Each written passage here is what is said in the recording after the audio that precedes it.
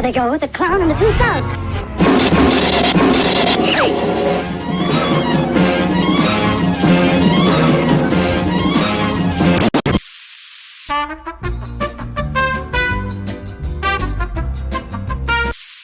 You heard it here first on Juice's podcast.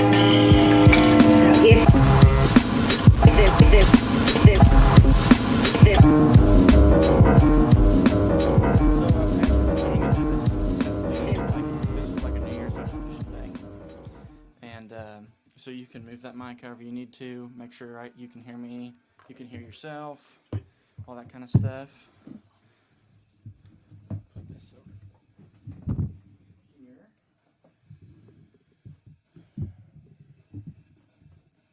And that was kind of a last minute deal for my first episode, and I just kind of ran with it ever since. Gotcha. Okay.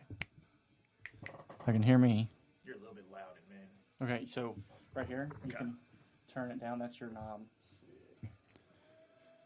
How about now? Oh yeah. Good. Nice. Okay. Nice, like radio DJ Okay. levels. So on there, it'll pick us up out here, but there's a lot of, it's like an echo kind of thing when you in there. So I should lean in. Just a little bit. Okay. Yeah, and you can adjust that however you need to. Sweet. And we will get rolling.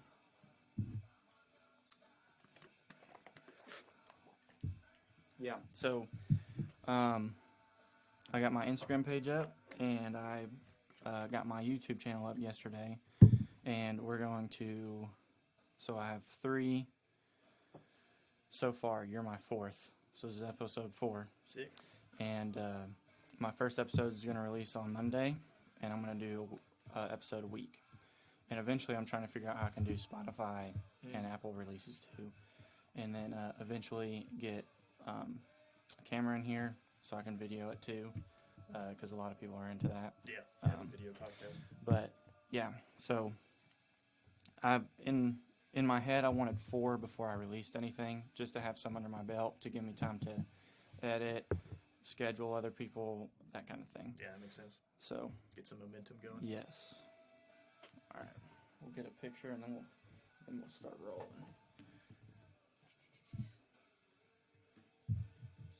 Here's the timer. Turn that off too.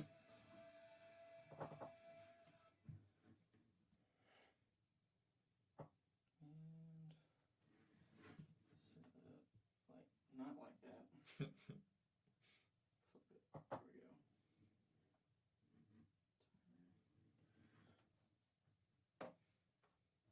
There we go. This is for the Instagram page and other things. Sweet. Alrighty. Close the door.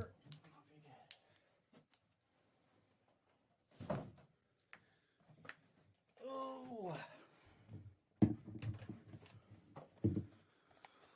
Alrighty. Episode 4. We are live. I'll edit all that other stuff out. We've been recording for about 4 minutes.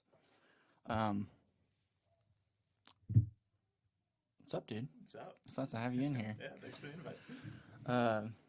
When I first, so like I said, I had earlier in the year, I had the idea, and then I got my equipment in March, April time period, and I really just wanted to start shooting them. Yeah. And but I kind of let it just slip through my fingers, and then school started, and I was like, I need to do this now, or I'm never gonna do it. Yeah. And so, 4 episodes in, hopefully we can keep that run going. I got a buddy got coming in next week, coming in from Chicago. Nice. And I got like 50 people on my list. And when I did the list, you were on it, and I wanted to get you in here pretty quickly. Yeah. So I'm excited. I've never been on a podcast before. Well, first time. It was the first time for everything. Hope you don't regret it. No. Yeah, my goal is, because I have some, I say professional, but people with professional backgrounds, at least locally, and my goal is to get comfortable with people I know, people I trust, and getting comfortable in conversations with them. And then as I get more comfortable, I'll get more comfortable for the more professional people, more professional names. So my first 2 friends, I had Dad on last week. I had Thomas on the day before yesterday, and just kind of keeping the friends up front so I can just get more comfortable in here. But yeah. Nice. So what do you think about this Israel stuff that's been going on recently? I don't know. I'm probably one of like the worst guys to ask on that because I'm like horribly informed most of the time. Yeah. So like I don't remember when it was exactly. It was a number of years ago where I just like completely jumped out of social media and everything. Part of it's just I'm an introvert and I just honestly don't care about most people's lives. but yeah, I don't know. I listen to a few sources still on like YouTube. There's some guys that honestly usually they're dudes that do gun stuff as well that talk about it and whatnot. And who are those guys? Let's see. I'm trying to remember who was I listening to. Have you heard of S2 Underground? Have you heard of I've him? heard of it. Okay. I haven't watched or listened to any of his stuff though. So he doesn't do as much in like the tactical sphere, but he does more like almost tradecraft stuff. I think he used to be an Army Intel guy. Okay. An S2 shop is usually Army Intel, from what I understand. But yeah, so he used to do that, and then now he is kind of bringing his knowledge into like just the civilian world, giving us cool stuff to think about. And he does like intel analysis stuff of stuff going down. So like whenever all the stuff with Ukraine and Russia and all that was going down, he was kind of ahead of the game and looking at it a little bit. Yeah. I guess it's still going down. It's just not as popular in the news now. Yeah. So yeah, I've kept up with a little bit. I think it's messy is the best word for it that I can think of. Yeah.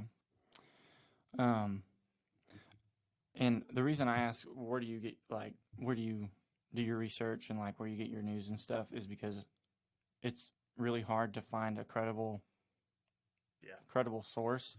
And like you can Google whatever, but you're only going to get like New York Times and you're only going to get CNN and all this stuff. And even on both sides of like either political party, you'll have your newscasts and they'll lean one side to another. But it's really hard to find a source that's just like straight to the point. Not really like this happened because Donald Trump tweet this tweet or whatever. And then it's just like this happened and, this we're covering it just because, it's happening. Yeah. But awful lot of news places, I guess news in quotes maybe, just kind of seem to like give you like the bare minimum of facts and then try to inform you what your opinion should be about them, instead of just being like, yeah, this is what went down. That's the news. See you next time. Yeah. Well, it's just, I think that with the news, it's not as prominent as it used to be. So like I might be wrong, but like 70s, 80s, 90s, early 2000s, everybody had the news on in the morning before they went to work, and they had the news on when they came back home from work. And it's just kind of died off, especially with social media.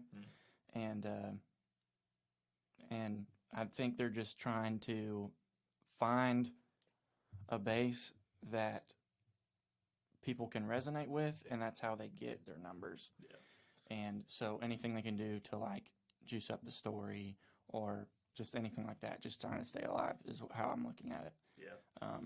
But yeah, I see it as they're just trying to survive in the world they live in today. Because with social media, it's just like a whole new ball game, and we're getting news in so many different ways, in much more efficient ways too, through social media. I'm not a big advocate of it, but it's just the way. Yeah, it is there. And I just think they're trying to do everything they can to stay afloat. Yeah.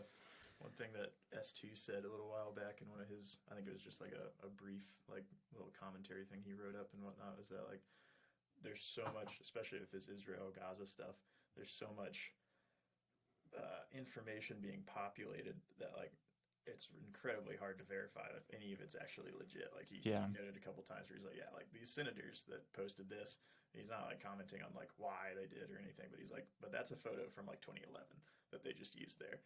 And like, it's just like this stuff has been going on for so long that it's like, Yeah. how do I know? Like, they say like white phosphorus is getting used. Okay, like, Yeah.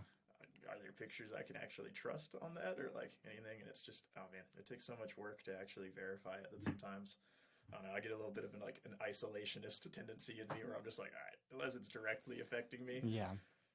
maybe I'll save that for the weekend and I'll do a little bit of research and figure it out. But until then, I'm just going to keep going. But yeah, I don't know, man, it's a complicated situation down there for sure. Yeah. I heard, so I was on my phone with my cousin over in Georgia, and he's a pretty big gun nut, and he does a lot of research on what's going on in the world and stuff like that. And he was telling me that he was going to a gun shop, and he has a guy there, that kind of keeps him in the loop with like prices and stuff like that. And he told him that ammo was about to go through the roof. Dude, yeah. With us giving ammo to Ukraine and Israel and stuff like that. And I had no idea that we were doing that. Yeah. And so... Dude, I've seen it. Just recently, I was looking online at like just buying like 1,000 rounds of 5.56 or something. Again, I do that like every couple months. Mm-hmm. Yeah, like it was. I think I was seeing it for under 50 cents a round for a while, and now it's up to like 75. Mm-hmm. It jumped like freaking 25%, 35%, something like that in a lot of places. And yeah, there was also there's something I read a while back where it was like Biden was telling Lake City, which is like, I guess the Army. It's ran by Winchester, but it's owned by the U.S. Army or Defense Department or something. It's called Lake City, and they manufacture like a ton of ammo for the military. But Winchester is the one that actually operates it. But Biden was trying to get them to stop selling to civilians like entirely, because I guess our ammo like stores for the Army are really low because of Ukraine and Israel and stuff like that. And so that makes it so that then supply dips, demand stays the same, prices go up for us. And yeah. Ammo scare after ammo scare, man. Yeah, for real. I mean, as long as it doesn't get like... Well, I guess in a sense it won't be like that. It'll still be in high demand, but like during COVID, post-COVID, there was just like a stigma of not just ammo, but just almost anything you could think of, like groceries, freaking toilet paper, and then ammo. And I just think that kind of woke people up, and then it just kind of died away. But I'm hoping that doesn't happen again. It probably will, but I'm hoping it doesn't happen again. And I'm just trying to keep my eyes out for some good deals, but also if I have to, then I'll just have to buy it, whether it's more expensive or not. And it sucks. Yeah. It sucks. And the reason, so the long rifle, I've been convinced that is a necessity in my repertoire of toys to have, if you want to say that. But I feel like it is a necessity. If it came down to it, I'd much rather have that than the short barrel. Oh, dude, yeah. And it's a lot more long-range efficient. And just like thinking defense-wise, especially where we live here, having a long-range, at least a decent long-range rifle is nice to have. And so I was just kind of trying to find something pretty quick because, there's always something going on with ATF always trying to come for us some way or another. Yeah. And it was just, I got scared there for a little bit, which I should have had one a long time ago, before I got scared about it. But I got scared about it and I was like, I really need one because you never know what's going to happen. And I got it, and we need to build it up and do all the things we need to do to get it ready. But and also, so I've been told that there are Palestinian riots on campuses going around the U.S. And one in particular in New York, NYU, I believe, they were locking up the Jewish students in the libraries. And the Palestine riots and protests were going on, and they had to take the Jewish students and lock them in the libraries. It was getting pretty difficult. And so that kind of opened my eyes too. with being on campus, I haven't carried. Oh, well, you can't carry, but at least have it in my car when I transit. Yeah. And it's kind of has scared me because I don't want someone looking into my car and see a 511 bag and go, ooh, could be. Yeah, that looks tactical. Yeah. And all they have to do is break my window and grab that bag. Yeah. And so, again, I was talking to my cousin yesterday, and he said, what you need to do is you need to carry it with you on the way there. When you park, you need to put it in your trunk, and so nobody can see it. And when you're ready to go back home, you just need to pop it back in your front seat. And so I think that's what I'm going to start going to do, and just try to be more prepared, because literally anything can happen. Yeah. And not just with the Palestine protests and stuff like that. I feel there's literally anything that can happen, and I'd rather have that with me than not. Oh yeah. So, yeah. So S2 underground. What else? Where else would you consider, or would you recommend for pretty straightforward? Trying to think. You're just talking like general world news stuff like that? Well, more like especially tactical stuff, because I feel like that is important. But even general news stuff too. Yeah. Because I feel like we don't get a lot of that. Yeah. Just if you're a rinky-dink guy like me and you're. My parents still get a Wall Street Journal subscription actually, and as far as newspapers go, newspapers are definitely a dying breed. Yeah. Especially physical newspapers. Yeah. But man, as far as newspapers go, Wall Street Journal still, I mean, there's plenty of stuff in there that I look at and I'm like, all right, I smell an agenda on this article real hard. But sometimes I'll read through their stuff, and sometimes they're pretty good for just like general stuff. Like if I want to know, like, oh man, like, I don't know, I'm trying to think of an example. Like all of our printed circuit boards are like in low supply because China's shut down because of COVID or something. This was back a while ago. And so that's why electronics are super hard to find right now, or expensive or whatever. And so that kind of thing is pretty reliable, I think, for general stuff. S2 I like because he does a lot of stuff where it's very brief and to the point. Like he doesn't try to get a really strong opinion across. Mm-hmm. I think there's a lot of news out there that like, and I'm inclined to watch it because I don't know, I like my dopamine or something. But like it's just there to piss you off. Yeah. Like even guys in the tactical realm, like for a while I was watching a bunch of stuff that had to do, it was just always following whatever the ATF is trying to do next. Like, right, how are they going to regulate this? How's the Firearm Policy Coalition going to fight against it and stuff? And I was following that. But like even then, I hate to say it, but some of those guys are a little bit clickbaity, where like the title of their video is like ARs are legal again or something. I'm like, dude, ARs are currently legal. Like it's not like they aren't. Like, and it was obvious, like you were talking about earlier, they're just trying to get that base. And I was like, I don't want to just be like I don't know, raptured by this content all the time and stuck. So it goes ebbs and flows. Like S2 is my like world news guy when it comes to like conflict most of the time, because that's what he has specialty in analyzing.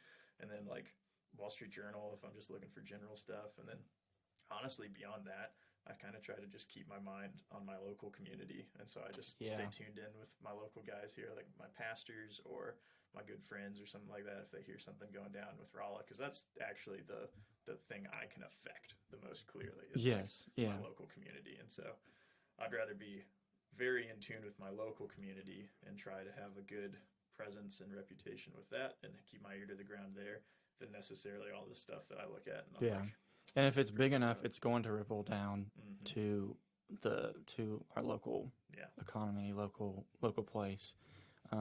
But if it doesn't, it doesn't. And I met a guy back when I used to work at Planet Fitness. He was a retired Army Ranger, and good. He's a super good guy, and he is technically he's a personal trainer. He does that on the side, and he's retired. And his wife does like amino acid injections and like I can't remember what it's called. There's a name for it, but basically it's like your supplements and stuff, your healthy supplements. Gotcha. And it's like a nutritionist sort of yes, specialist. yeah, exactly that.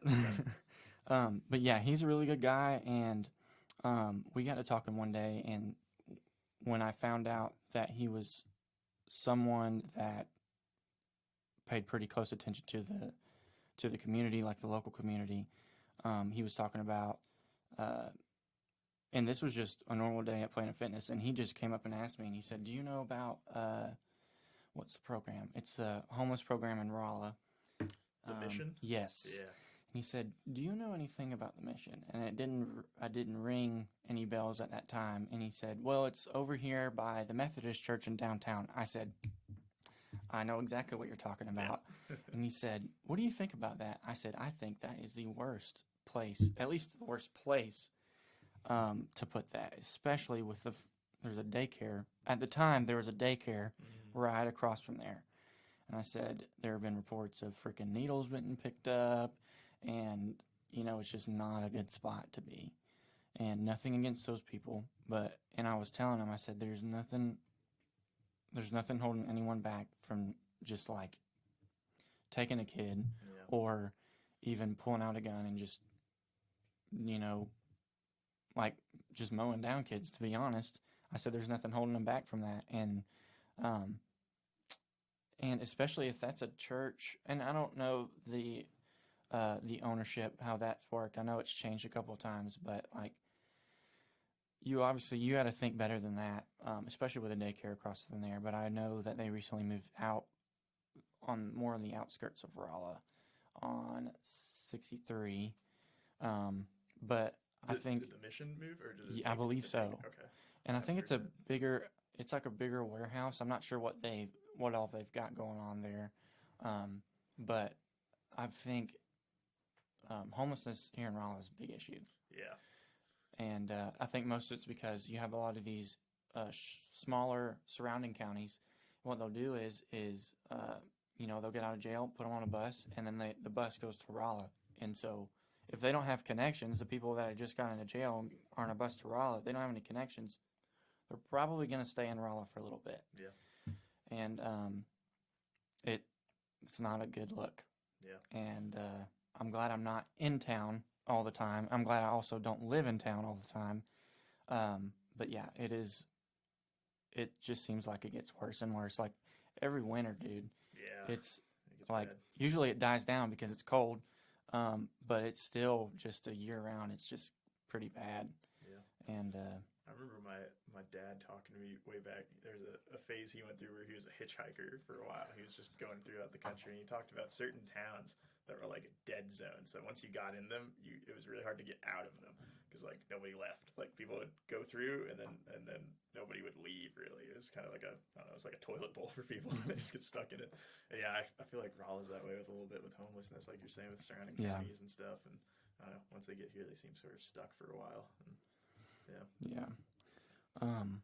So did you grow up in Indiana or Illinois? Illinois. Yep. So, was being, affiliated with weaponry and handguns and all that kind of stuff, was that something that your dad kind of instilled into you? Yeah. What did that look like in Illinois, though? Yeah, so I mean, it's kind of funny thinking on it how much I like shooting and stuff now. Because I was born in California, and then I grew up in Illinois, which are two very, I guess, generally anti-gun states. Even though a lot of the people in those states like firearms and like shooting and stuff. Yeah. Like anywhere off the coast of California, it's just country bumpkins pretty much out in the hills, and then same for like southern Illinois. But yeah, Illinois, they're pretty strict. You could still go and shoot and stuff. It just wasn't nearly as like accessible. I mean, you had to go to a range, and like the ranges always had fees and had tons of rules. Concealed carry is a lot more difficult in Illinois. Like you have to take like a 16-hour course and pay a couple $100 at least, if I remember correctly, to the state police, and it takes forever too. Like it takes forever for him to get it back to you. But yeah, I got introduced to shooting by my dad. He wasn't like super into shooting when I was younger. I don't think he'd really ever had any like actual training. Like he was just a guy that shot. Okay. For ever since he was a kid too. But yeah, I think I shot for the first time when I was like 6. I think I shot like a Para Ordnance 45 or something, a little bit big, a gun for a 6-year-old. Yeah. I think I like almost like bump fired that thing like in Sicario or something. Yeah. I think I scaled down to like a 10-22 for a couple years after that. Yeah. But yeah, so you'd have to go to a range, or like if you knew somebody out in the country that actually had some land and you were outside of like county lines, sometimes you could shoot on private property, but it depended on the county. Like they would outlaw it in certain counties, if I remember correctly. Man. Yeah, so few years ago, we were going to Indianapolis for this big truck show, and so there was like 7, 8 of us that just got in a couple trucks and we left. And so probably say 6 or 7 out of us were carrying when we went. And so we had to go through the bottom little bit of Illinois, and someone had done some research, and if you're not a resident and you're driving through there, you get pulled over, the officer that pulls you over apparently has the ability to just check your vehicle if they wanted to. I wasn't aware of that, man. That's and crazy fines if you have an assembled weapon and you're not a resident of the state. And so we were driving, and 4 of them at the time, 2 trucks left and some other people were coming later. 4 of them were in a truck, and then me and one of my buddies was in the other truck. And so when we hit the Illinois line, he grabbed his case and he said, "You're gonna have to disassemble. You're gonna have to disassemble this for me." And so I deassembled mine, and I deassembled his. And then as soon as we got out of the Illinois border, we put them back together. And we did the same thing on the way back, and it was crazy. And we had heard some stories and stuff about if you get pulled over, they can confiscate your weapon. And even though if an officer asked if you have any weapons in the vehicle, you could have said no because they don't have any. That would be like unlawful search and seizure unless they have probable cause. Probable cause, yeah. Which that's a touchy subject, some kind of. But yeah, we were just trying to be super careful with that, and I've not really desired to try that again. Yeah. But yeah. It was funny, though, because a year before that, I went and visited in Chicago, and I was not aware of, having a gun and you're not a state resident, how bad that could be if you got pulled over and all this stuff. And so I drove over there with, in my newly acquired Mustang, the one I have now, and I'm not really sure why I took my Mustang in Chicago. It was not the greatest idea, but I did. Like a loot drop to those guys. But I did. I think I did. I brought my gun with me, and again, I wasn't aware of that stuff. I didn't get pulled over, thank the Lord, and everything was good. I didn't run into any issues. I had a good time while I was down there, and then the second to go around into Illinois, we were pretty precautious about that time. Yeah, but it's weird too because Missouri has reciprocity with Illinois CCW. So if you get a CCW in Illinois because you suffered through that process, Missouri's like, yeah, that's good for us. We don't care. Yeah. Not vice versa. Illinois doesn't respect anybody else's CCW. No. So if you want to do anything, you have, and you can't be an out of state. I think some states will let you get, for example, I think if I remember correctly, there's a strategy where it's you get Missouri and Utah and one other one, and that'll let you carry in 70% of states. Really? If you get all 3 of those. And those other states sometimes offer an out-of-state concealed carry license that you can get. Illinois does not do that. It's you have to be a resident or you just don't get to at all. Yeah. And, yeah. Crazy stuff.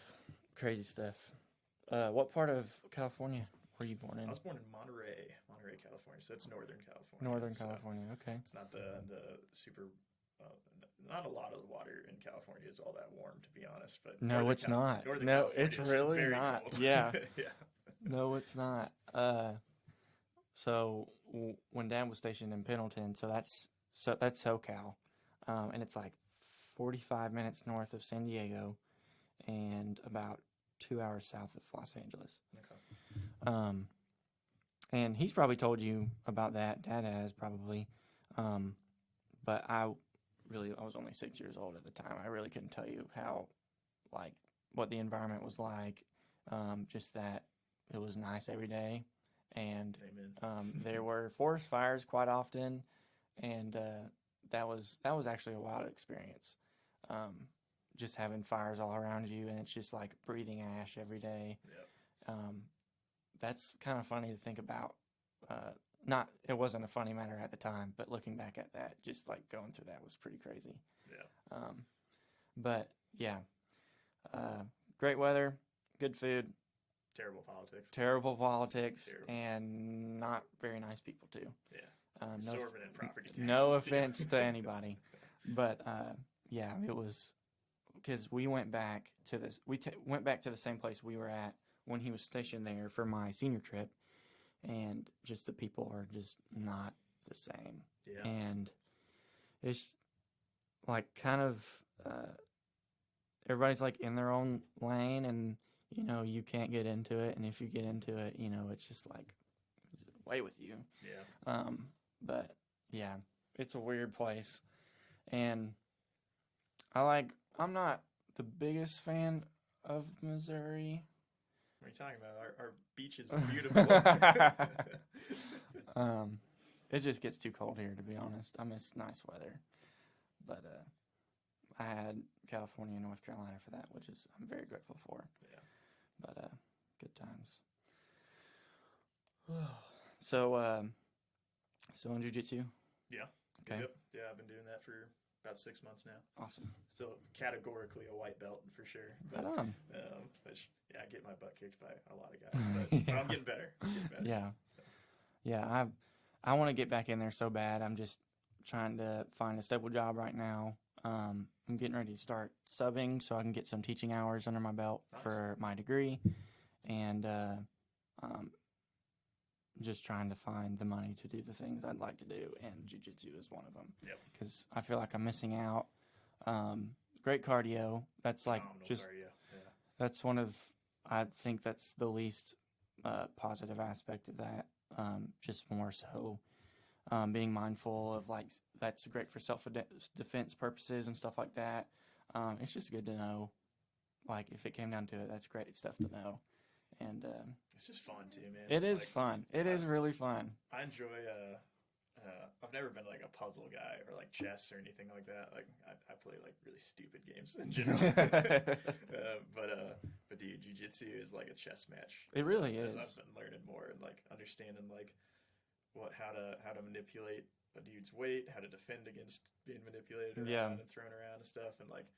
I was joking with one of the blue belts at Honey Badger, this guy Whistler, where I was like, man, I keep handing you my arm like over and over again. I'm setting myself up for an arm bar like 40 times in a night. I did it or something, and he was like, yeah, but now you're defending it 40 times too. So like, you've gotten better. It used to be I hit all 40 of those. Now you're escaping out of like 35 of them or something like that. And just seeing that progress and process is really satisfying. And it's a lot of fun. I'd really.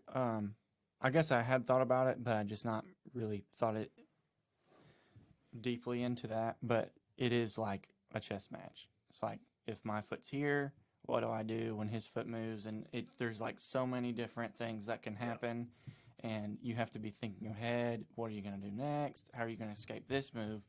And it is exhausting, but it is fun exhausting. Oh yeah. And afterwards, like, you get a couple deep breaths, and you're like, that was awesome. And you feel way better after you've done it. Yeah. But, yeah, I really want to get back in there really bad. Just got to get some job stuff taken care of, and hopefully we can get back in there. Yeah, you get in there, man. I'll happily choke you out. Anytime. Or vice versa, probably. Yeah. But dude, yeah, one of the coolest things I've noticed about it is that, like, I don't know. I think a lot of dudes struggle a lot with like a temper a lot of the time. Like especially dudes that probably don't know how to fight. They have a bigger temper than their capabilities back up. But like jiu-jitsu, like you go like full force in a roll or something. I mean, none of us are trying to kill each other in there. We're all on the same team ultimately. But you got to go hard in order to learn. And like being able to conjure that like aggression on demand, and then being able to have the control to just like let it all go in an instant as soon as the beeper goes off, and then you're just buddy again. It's like, dude, this guy was strangling me to death like 4 seconds ago, and now we're just best friends again. Yeah. I I think dudes are like, yeah, that's pretty normal. Chicks look at that a lot of the time, like, what the heck? What is going on? Like, I feel like that can also go into most other sports too. You know, it's just like a competitive side of things. You know, you're talking crap and all this stuff, and then at the end of the game or at the end of practice or whatever, you know, you just sportsmanship's got to come back to some degree. Yeah, and a lot of people just, I think that's what deters some people from that competitive nature is it's a battle between you and the other guy, and there has to be some conflict against each other to beat the other person, and a lot of people are not a fan of that, especially with parents and younger kids, and I'm not a big advocate of that either. But yeah, I feel like that's one of the things that kind of deters that competitive nature from people, or people from that competitive nature. Yeah.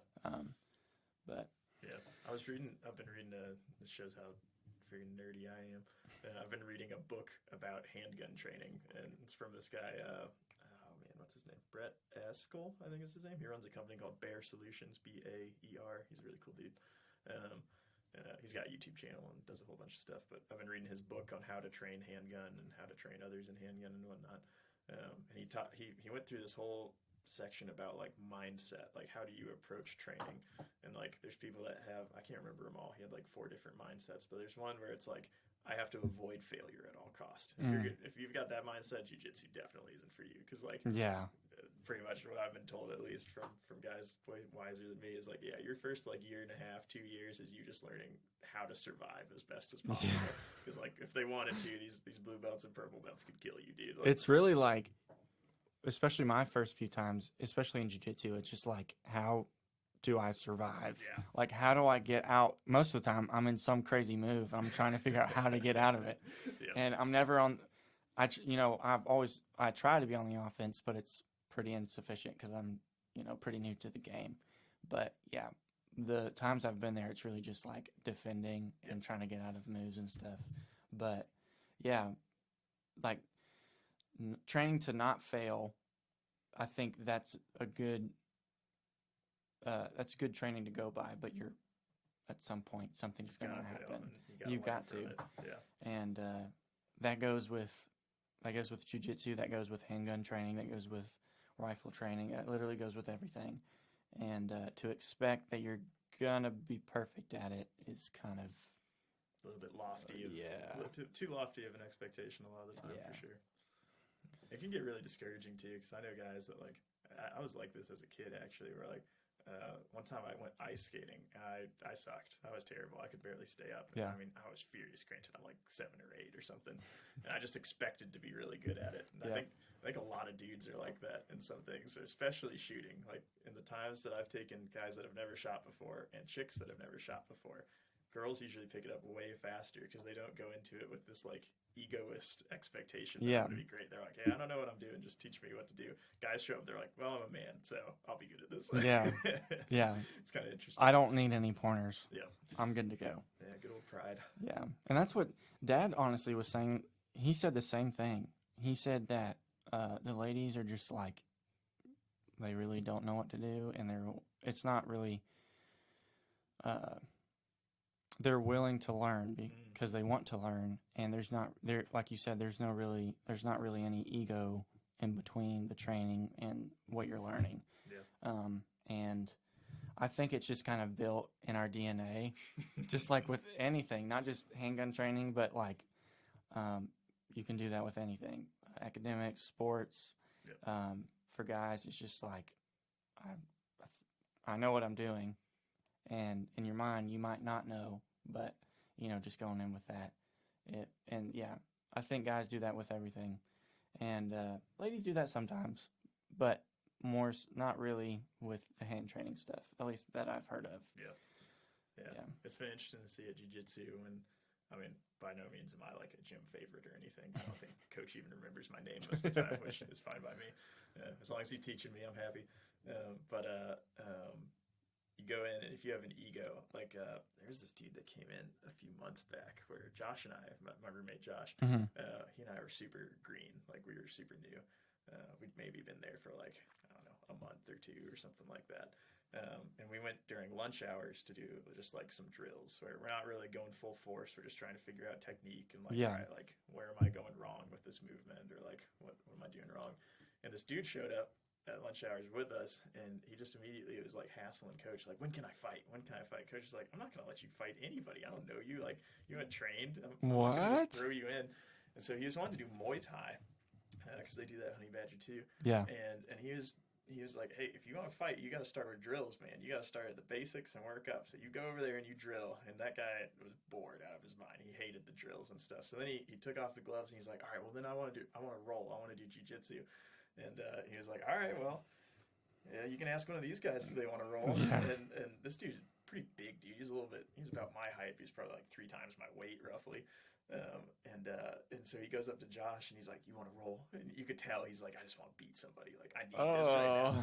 And Josh is just like, yeah, sure, man. Like, okay. Yeah, okay. And dude, he guillotined him like 4 times in like 2 minutes or so, just like ripping his head off almost. And the guy's like panting. He's like, it's because I quit smoking today. I can't breathe. And we're just like, you quit smoking today? Like, I don't know, man. It's funny watching that ego show up and then kind of just get like crushed. And they're like, oh, man, like this isn't going to work. I've freaking love I follow a bunch of MMA fighters, and throughout the time that I've gotten into mixed martial arts, gotten into more so just like getting to watch mixed martial arts, and following those guys on social media and stuff, there'll be dudes like, and there are famous ones, dudes will come in and they're like, I'm this karate master and I think karate is a better form of fighting than mixed martial arts. And they're like, all right, dude, put some gloves on. Let's get to work. And one of the guys I followed got in there with, he said he was like a street fighting champion somewhere. And he got in there, and they both had boxing gloves on. And this MMA fighter just ate him alive. Yeah, tore him apart. Freaking, and he said he was holding back too. Like, and it was kind of funny to see just him manhandle this dude. Yeah. But he was talking mad crap before, and he was talking mad crap afterwards too, because he just got his ass whooped. But it was cool to watch. And I don't know, I really don't know what it is that I feel like with every man there is that kind of ego thing, but some take it to the next level. Yeah. And the level after that too. Yeah. And I'm not really sure.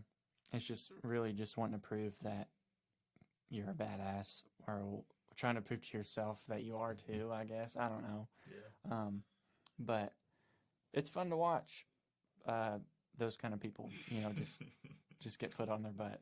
Yeah. And I can't say I haven't been that kind of guy from time to time. Oh, yeah. But you kind of deserve it. Yeah. I kind of deserved it. And I think if you're mature, especially if you're godly, but if you're mature or you've got some other mature guys around you, like having them call you on it, and you can kind of grow out of it to some degree. Yeah. And it'll flare up from time to time. Like, Absolutely. competition needs a degree of like a belief that you can win, obviously. Yeah. Like, if you go into every situation like, I'm going to lose, like, yeah, that's not a very competitive mindset.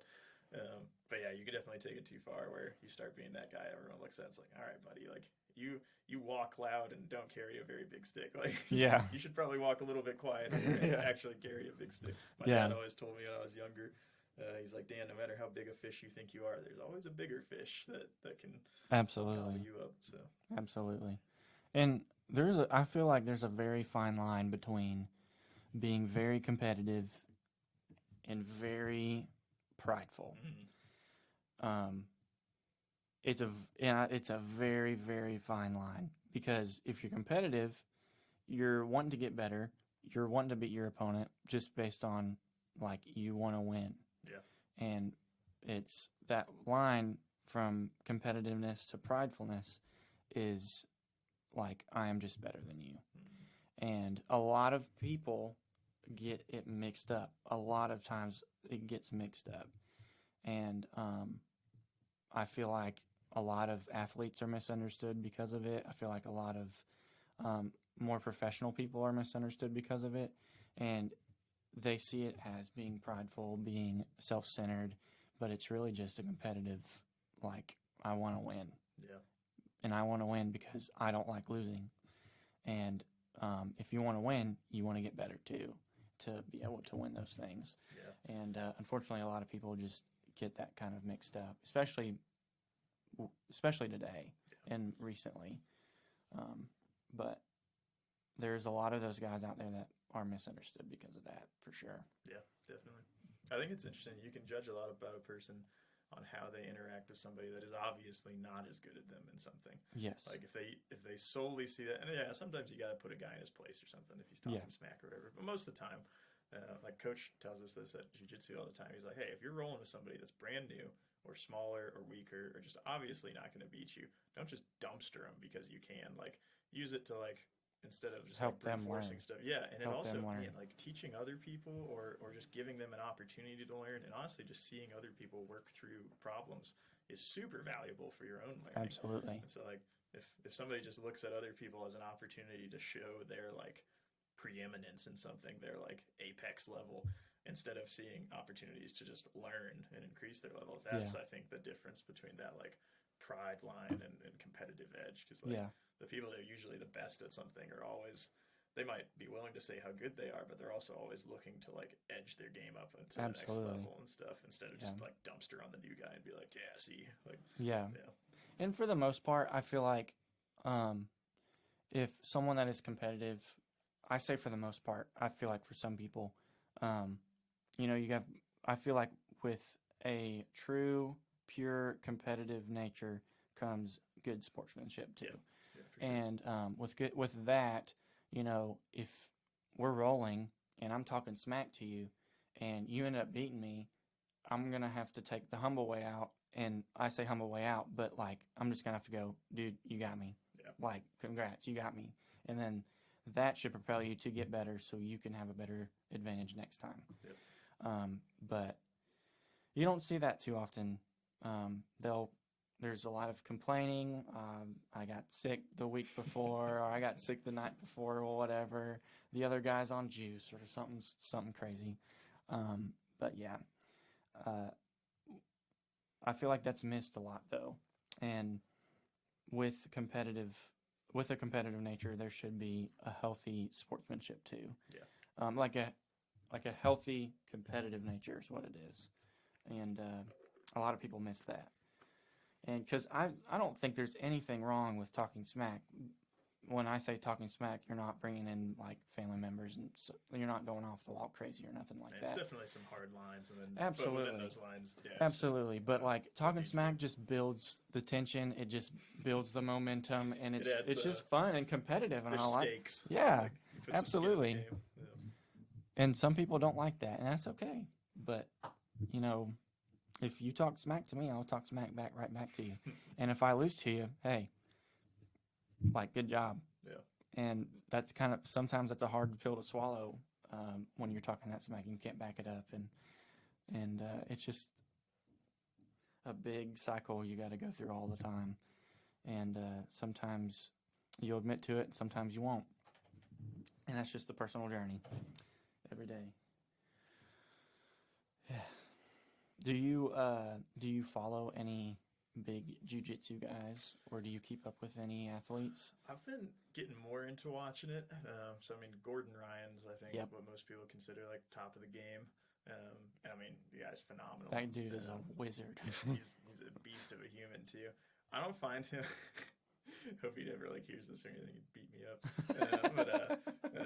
But like, I don't find him particularly entertaining personally. Like, and so I follow B Team. So that's like Craig Jones and all those dudes. Those dudes are hilarious. So they have a lot of fun stuff. They do jiu-jitsu. I've started following some more MMA and stuff like that a little bit. I got you. Good old Demetrius Johnson, Mighty Mouse. Yes. So I mean, he was kind of like I've only recently started dipping my interest into like UFC and stuff, and I don't really care for all the drama and all the personality and stuff. I just like watching the fights once in a while. Yeah. But Mighty Mouse was really cool, and I follow his YouTube channel, and now he just like, I mean, he does a lot of UFC stuff, but he also just like plays games. Yeah. Like, yeah, man, I got beat up enough. I'm just gonna play games. I think that's so cool. Yeah. But yeah, those are some of the guys I follow, and I mean, I'm not like religiously following them. Yeah. I've got other stuff that takes up most of my time, but every once in a while, taking a turd or something, you're like, no, I'm gonna watch a quintet match between B Team and Polaris or something, and watch them fight. So yeah, I try to when I have time, because UFC is only on Saturdays, and it might be like twice every month. You never know, and so there's always with them, and the UFC's done a really good job expanding because they have jiu-jitsu matches, they have even like amateur boxing matches, and now they have power slap. I don't know if you know what that is. I've seen clips of it. It looks looks unique. It's definitely not. It is definitely unique, and it's I think it's great innovation. It's something new that a lot of people are trying to get used to. I haven't personally watched a match. I've seen highlights of stuff, and I think it's absolutely crazy. Probably the champions of domestic abuse, man. No one comes close. Yeah, I feel like it's those guys that, when you think about it, you can hit someone, but they really can't hit you back. They'll hit you back if they're still standing on the next round, but like it's not like a crazy fist fight. But I think that'd just be crazy, just sitting there, just staring at someone, and they're getting ready to hit you. Homie in his eyes, yeah, and he's just getting ready to hit you as hard as he can. I just want to know what the board meeting for suggesting that was like. I don't know, but Dana White was like, Dana White, I guess he just saw it somewhere, and he's like, I think we can. I see money. Yeah. Yeah. And it's got a decent following, not like the UFC. Right. But it does have a decent following, and it's fairly new. I think it just started at the beginning of this year or the end of last year, one of the two. And I think it's doing pretty well. Maybe it'll take up and take off eventually. I don't know. But normally they have some. Every once in a while, I'll watch their jiu-jitsu matches if there's like big names on the card. They'll have some of the UFC fighters come in and do it, and I've seen some pretty good ones. The UFC signed a younger guy, Bo Nickel.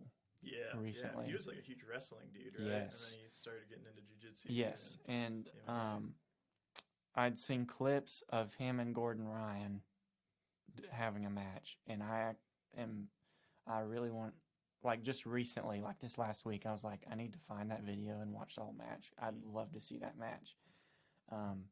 Because Bo Nickel is a dog. He's pretty good wrestler.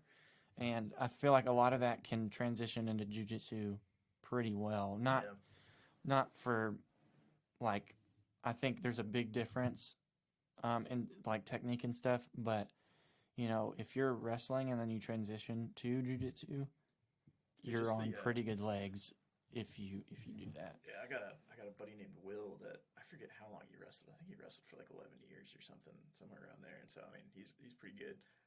That started doing jiu-jitsu. He's deployed in I think Kuwait or something right now. But yeah, like initially they just kind of hand you their neck all the time because they like head down on shots and stuff like that, and you just strangle the heck out of them. But once they fix that, dude, like taking the violence and strength and momentum of wrestling along with standing technique, and then giving that guy jiu-jitsu stuff as well so he can have a ground game even more is terrifying. Like all the wrestlers that have learned jiu-jitsu at Honey Badger are probably the best guys in the field. I wish I had wrestled as a kid now. That would have been sick, but me too. I mean, just something great to know. If it came down to it, no weapons or anything, and you're just on the street and some dude comes and tackles you, and that kind of stuff, you'll be fine. Most of the time, really you'll be fine. To wear a leotard or whatever those guys, the singles or whatever that they wear. That's a little. I'd rather just wear shorts, but, but hey, I guess that's kind of intimidating. I'd rather not put one of them things on, to be honest. Looks very tight. It looks very, very restrictive. Oh, hey, man. They're tough dudes, man. No shame on them. Oh, man. Yeah. So one of my favorite MMA fighters, Michael Chandler. He was like an All-American wrestler, and then he went to Mizzou and was like an All-American wrestler there too.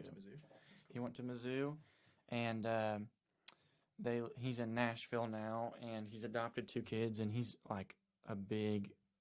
Just like a good, godly guy, and has a wife and adopted 2 kids, and he is like the epitome of being competitive. And he's a phenomenal wrestler, but he's got great standing game too. And that's someone I've followed at least since he was, because I didn't hear about him until he got into the UFC. But he was pretty big into Bellator too. And then I got into his background and stuff, and he was a crazy good wrestler in college and in high school. And he's just this 5'8" guy, and he's built like no other dude. But yeah, lots of good fights coming up. I heard John Jones is injured. Unfortunately, I don't know if you know who that is. I know who Jones is. I think I heard about that. Yeah, I don't remember who he was supposed to fight, but so he was light heavyweight champion. He was on the PEOs. Got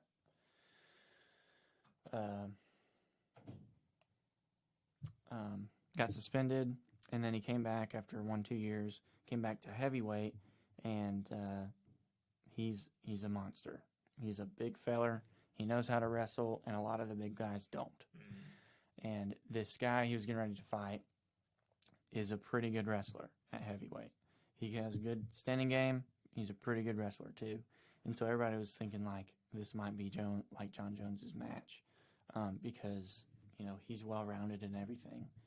And unfortunately, he had a shoulder injury, and we won't be able to see that for this foreseeable future. But yeah, we got some good fights coming up, and I'm dying to see Conor McGregor come back.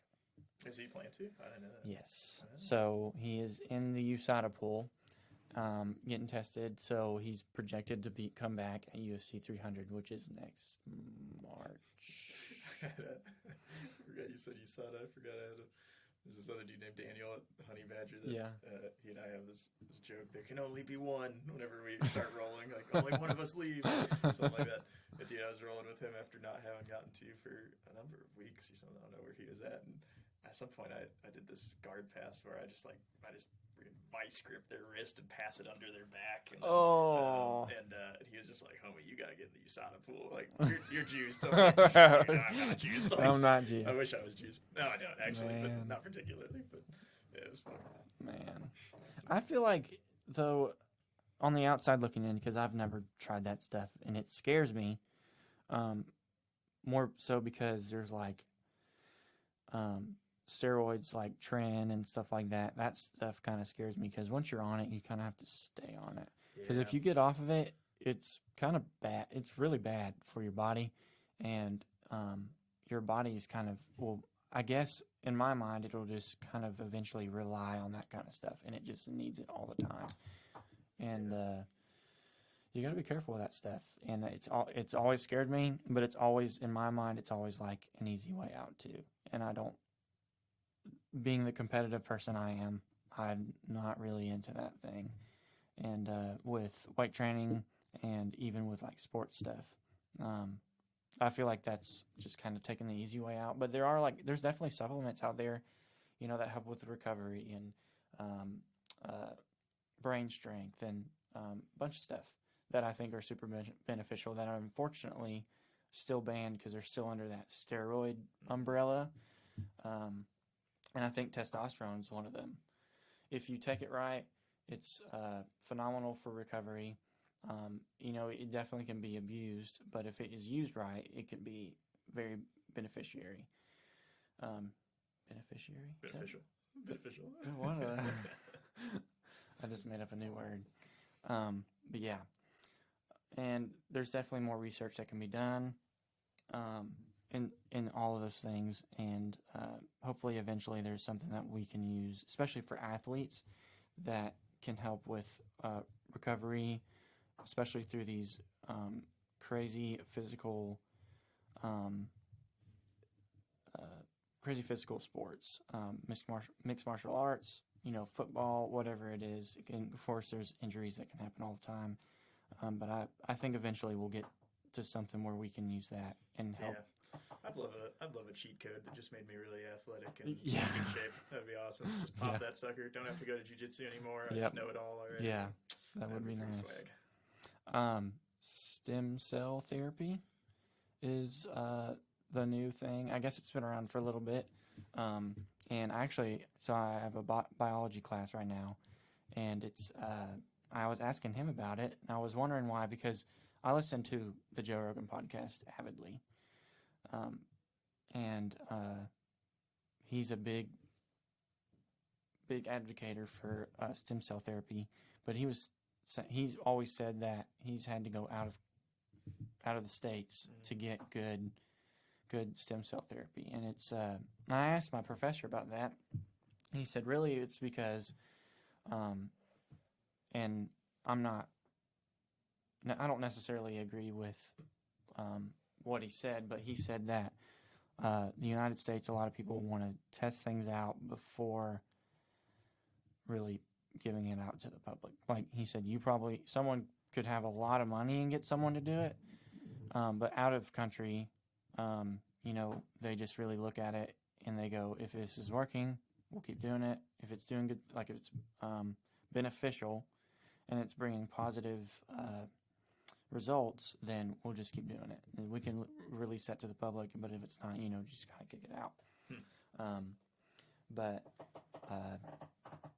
But I was like thinking in my mind while he was saying, I was like, but what about the vaccination? What about all this COVID stuff? But that's just another conversation. But yeah, super interesting. Ronnie Coleman, do you know who that is? Yeah, he was like a Mr. Olympia. Yeah, like 4 times? And he had something 3 or 4? Something go down real bad, I remember. Yeah, so he has got like injectable, I want to say plastic, but it's like a plastic-like material, and he's got like ruptured like 6 discs in his spine, and they basically just injected him all, and so he's super stiff. And so when he came on to Joe Rogan's like, you need to get into stem cell therapy, and he said, I know a guy, and I will give you his credentials, and you need to get that taken care of.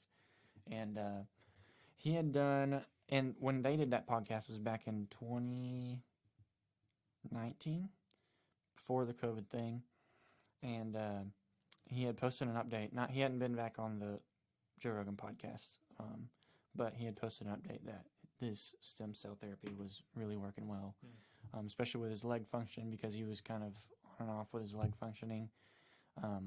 But I'd like to do some more research on how that all works, because it's a totally foreign realm to me. Yeah.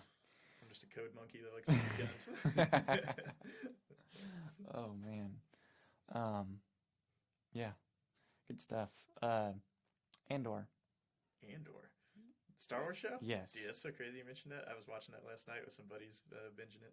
Oh yeah, I mentioned it to you. You That's mentioned right, it to me. I thought you just like precognizant, like just like I know what Dan was thinking about. Yeah. I haven't watched it. Would you? So y'all started it? So this is like the 3rd or 4th time I've watched it through. Really? Yeah. I hate like 99% of Star Wars. Andor is one of the best shows I've watched in, I don't know, a couple years probably. Okay. There have been a few others I've seen recently that I was like, that was pretty well done. Like, Andor is? Yeah. So like the thing I always got sick of in Star Wars is like just the constant focus on the Sith and the Jedi and all that stuff. I just don't care. They all seem like weebs to me. Just sword weebs. I'm a gun weeb, man. We don't get along with sword weebs. And so Andor is just like surprisingly gritty. Pre Rogue One? Yeah. So Cassian Andor is in Rogue One. Okay. And we know his fate because of Rogue One ultimately. Yeah. But this is like the prequel show. And so it's kind of a really gritty show in all honesty, where like a lot of times I feel like Star Wars, they like edge towards something being really gritty, and then they're like, oh, well, we don't want to like alarm people or anything. Yeah. And so it's not like super gruesome or anything, but it has a lot of like harsh moral gray areas where you're like, man, like these rebels aren't necessarily just good guys. They're just not rebels. The other bad guys. Yeah. Like they're doing some tough stuff too. And yeah, the writing's really good. The score is phenomenal. The pacing's pretty good. All the characters, like a lot of shows I've watched recently, seem to throw like 500 characters at you. and they make you think that like all of them are super important, Yeah. and that like you should care about all of them. I just don't have the bandwidth for that, man. I can care about like 3 or 4 people, and then everybody else is just kind of on the side. Andor does a really good job of giving you enough information about each character that you're like, I see how they play a role in this and like why they're here, and really like. I'll nerd out about movies and shows if you let me, but they do a very good job of fueling the story and not detracting from it. So it's definitely worth a watch. 100%. Okay. Yeah, I'll have to watch that one. I was pretty big into the Mandalorian series. I think the first season was super good. I would agree. The second season's still good, but not as good as the first one. Not as good as the first one. And then they came out with the Book of Boba Fett, and I was just super let down. Yeah, it was. And that's hard to watch. They tried to bring in what's the other bounty hunter's name? Blueface guy. Cad Bane. Yes, yeah, I remember that from Clone Wars. I remember him from Clone Wars too, and I was like, and I guess I'd seen him in a trailer or something like that. And I was like, this could be the comeback. Dude, he looked whack. But he sounded pretty good. He sounded cool. He sounded good. But there's definitely going to be difficulties trying to transition him from animation to live action. And that was unfortunate. And then season 3 came out, and that was Mandalorian season 3. Yeah, I'm pretty sure that's out. Yeah, I'm pretty sure. I'm just out of the loop then. Oh, you can say out of the loop, man. Because season 3 was one of the most god awful things I've ever witnessed. No! It was terrible, man. Crap. I won't spoil it for you. If you do want to watch it, you can suffer on your own time. But No! It's pretty rough. I'll probably try to suffer through it. Oh man. Yeah, I just there's so many shows I want to watch, but I'm just one of those guys that if I start one, I have to stick to it. Yeah. And if I go to another one, it's like it has to be a decent period to where I'm on that one. If that makes sense. I can't go one detox off of the one. I can't one night Sopranos and then the next night go watch Game of Thrones and then the next night you're watching Mandalorian and the next night I can't do that. Last couple shows that I watched that I've been really surprised by. Apple TV has a few really good shows. I've heard some of their shows are pretty good. Yeah, there's one called Severance that was really good. It's kind of unnerving. It's a little bit of a slow burn, but it's pretty good. And then Silo is another one. It's kind of dystopian. Okay. A little bit of a mystery thriller kind of thing. Those are both pretty good. I watched those through with a few guys, and it's hard, man. Nowadays, maybe it's just because I'm getting older and I just don't consume stuff as easily. But most of the time when I watch stuff, I'm like, oh my gosh, here we go. Like, none of this makes sense. These characters are horribly written. Yeah. I saw this coming. But those couple shows, Andor and Silo and Severance, and way back in the day, I watched. It's older now, but Fringe. It was actually made by J.J. Abrams way back in the day. It's kind of like X-Files a little bit. Okay. Sort of I don't want to call it a monster of the week, but it's like fringe science. So you're dealing with like telepathy, teleportation, cloning, stuff like that. But usually the first 5 minutes of every episode, anybody that's on screen dies some horrible death probably, and then the FBI goes and investigates it. But that show's pretty good. I've been watching through that again recently with my roommate. Okay. Because he was pining away for a new show. So. Yeah. Well, me and Thomas got really into like the DC series they do, like Green Arrow and the Flash, and then after the first two seasons, it's obviously super repetitive, and like I tried to hold out for 2 more seasons with the Flash, and I was like, I can't do this anymore because it's so stinking repetitive. Early season, they might introduce a couple characters, and then there's a bad guy, and you don't know who he is yet. And then mid-season, we're like, oh, they put a name to him. And then at the end of the season, there's some crazy turmoil. Someone might die, but they probably don't even. They just kind of like dangle that over you. And then they beat the bad guy.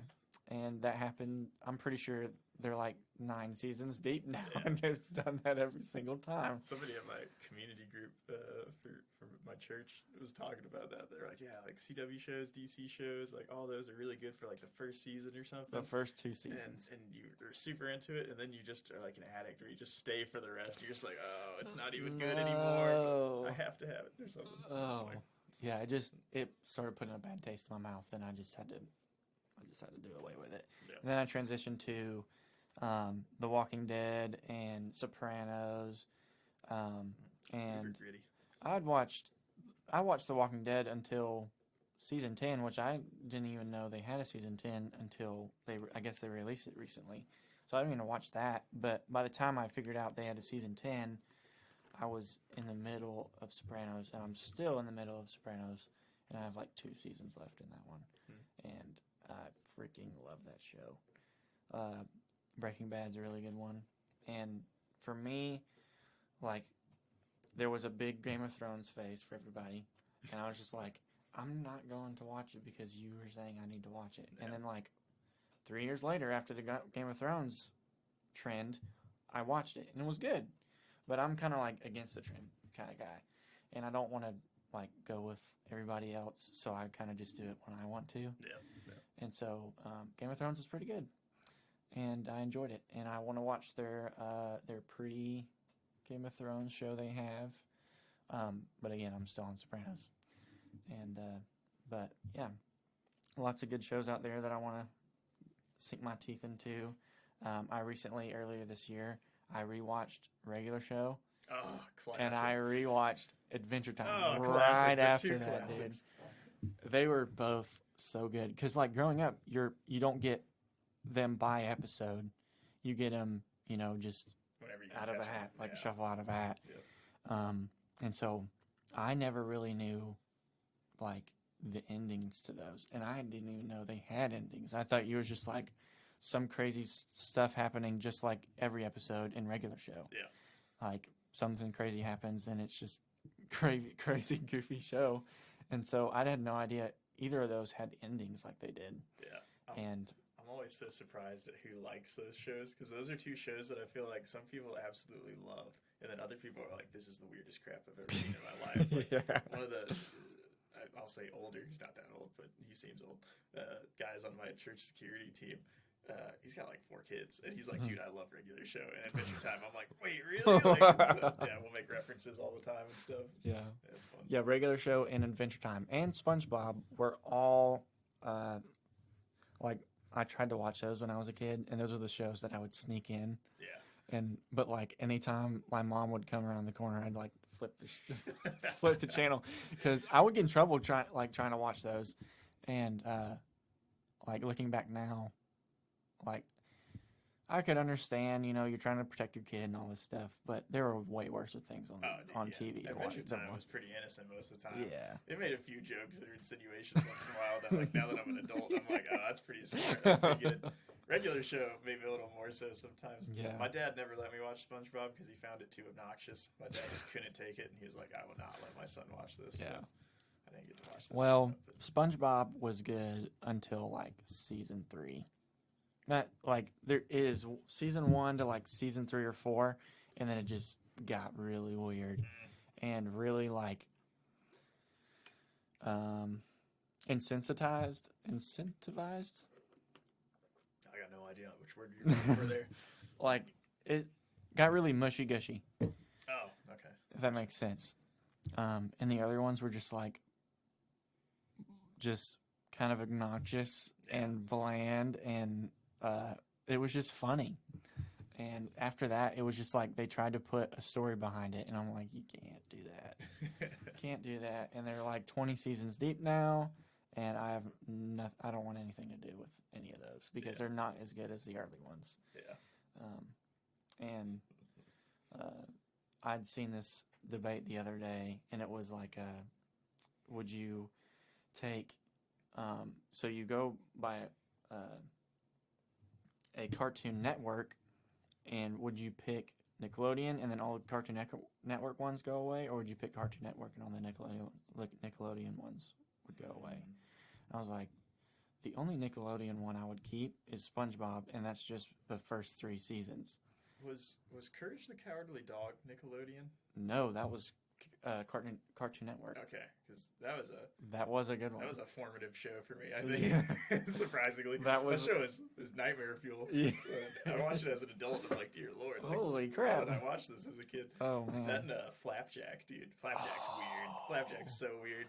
I'll go back and like watch a clip on YouTube from it. And I'm like, people were on drugs when they made this man. Like, this is just. I whack. watched that though. I loved Flapjack when I was a yeah. kid. Yeah, I would definitely take the Cartoon Network. Yeah. In that case. Yeah, I was just like, the list was way bigger than on this one because it was literally just SpongeBob. Yeah. Like, Samurai Jack. I freaking love Samurai Jack. They had And then Johnny the- Test. back in Johnny the day. Test. Was Phineas and Ferb? That I was. don't remember who made Phineas and Ferb. Phineas and Ferb's a good show. It's pretty good. What I think it's Nickelodeon though. It might be. It might be. I don't remember. Oh. Yeah. I don't know. Yeah. Samurai Jack was a good one. Courage the Cowardly Dog. Of course, Adventure Time and regular show. Amazing World of Gumball was really weird.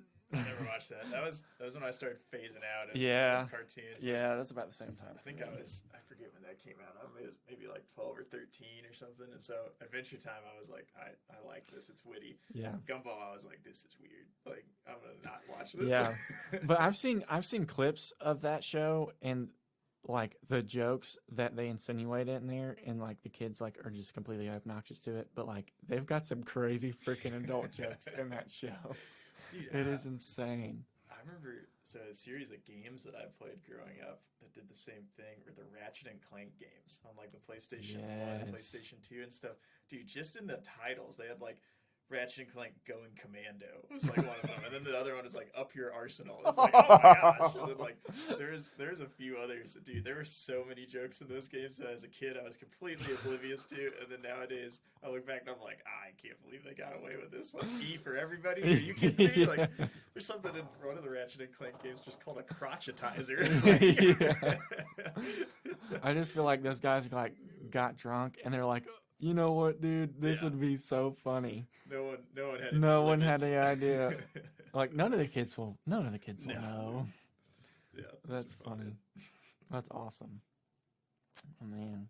Dude, actually, I just remembered on my night vision helmet, I've got a patch on one side that's Finn from Adventure Time with nods on. Oh, Yeah, heck so, yeah. yeah, That's pretty dope. awesome.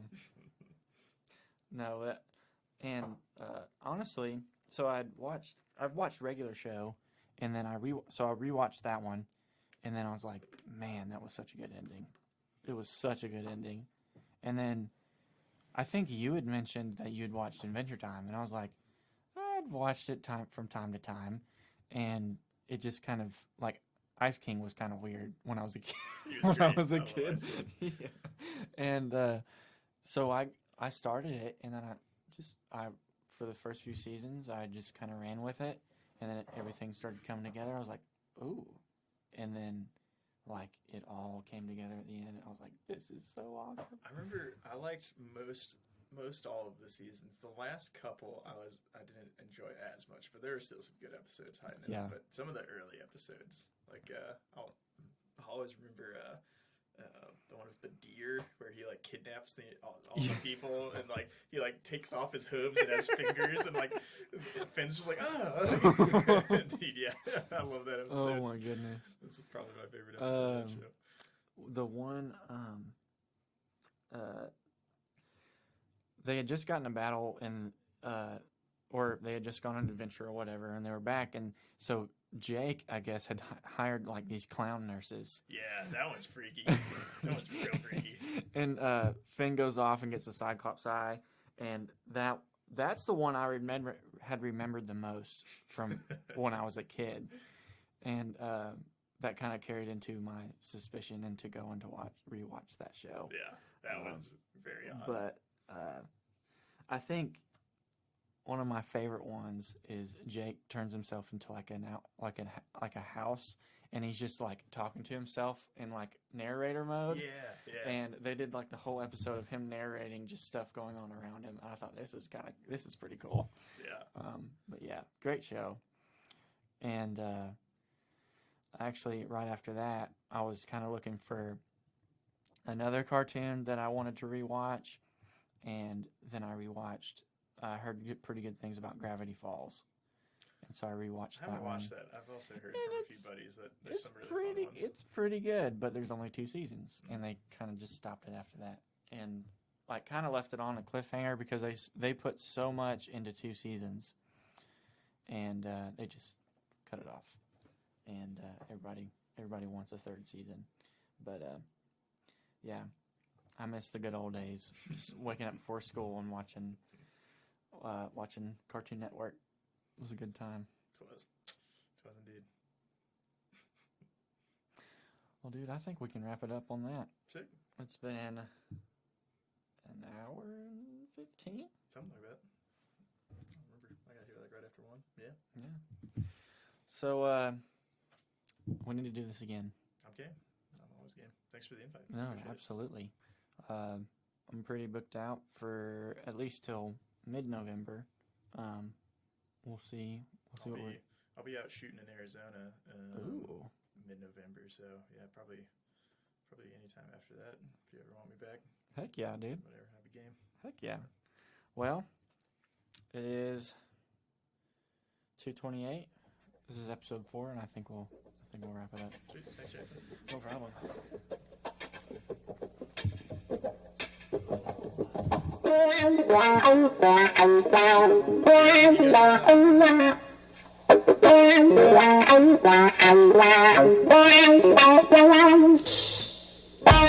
Wow.